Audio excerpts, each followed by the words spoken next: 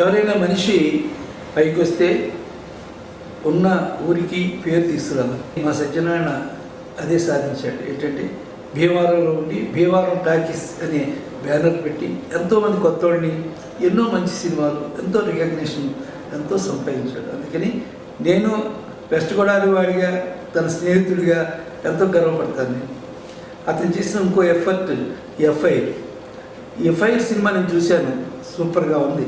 ఇందులో ఆర్టిస్టులు ఎవరు కూడా కొత్త వాళ్ళకి కానీ ఇదే ఫస్ట్ పిక్చర్ అని మాత్రం ఎప్పుడు చేయలేదు. సత్యనారాయణ కూడా ఎప్పుడు కాంప్రమైజ్ అవ్వకుండా చేశాడు ఈ సినిమాని. మెయిన్గా మనం అప్రిషియేట్ చేయాల్సింది ఏంటంటే దీని డైరెక్టర్ రాజన్ గారు. కొత్త డైరెక్టర్ అనే పేరే లేకుండా ఎంతో షార్ట్స్ అంతా కన్విక్షన్గా, ఎంతో కరెక్ట్గా timing is important for director.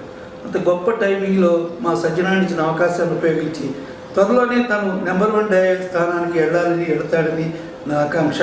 ఇందులో ఆర్టిస్టులందరికీ కూడా చాలా మంచి భవిష్యత్తు ఉండాలని నేను కోరుకుంటున్నాను.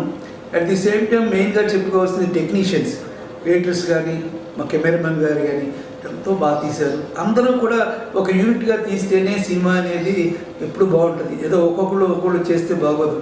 ఇది మనం ఒక పేషెంట్ చనిపోవడానికి ముందు ఉన్నప్పుడు డాక్టర్ ఎంత ఎఫర్ట్ చేస్తాడో సినిమా అనేది అంత ఎఫర్ట్ చేయాలి అందరూ కలిసి, అప్పుడే అది సక్సెస్ అవుతుంది. హోంవర్క్ ఈ రోజుల్లో ఎక్కువ చేయాలి. అలాంటి హోంవర్క్ చేసే నిర్మాతలు అగ్రగణ్యుడు మా రామ సత్యనారాయణ.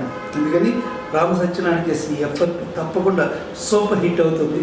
మనందరం కూడా 100 days కలుసుకుందాం, దాని తర్వాత సిల్వర్ జూబ్లీకి కలుసుకుందాం. అందరు ఆర్టిస్టులు అన్ని స్క్రీన్స్లోనూ స్టార్స్ కింద కనబడుతుంటే నాకు చాలా హ్యాపీగా ఉంటుంది. ఎందుకంటే మన సక్సెస్ ఎప్పుడు స్క్రీన్ సక్సెస్ అంతే.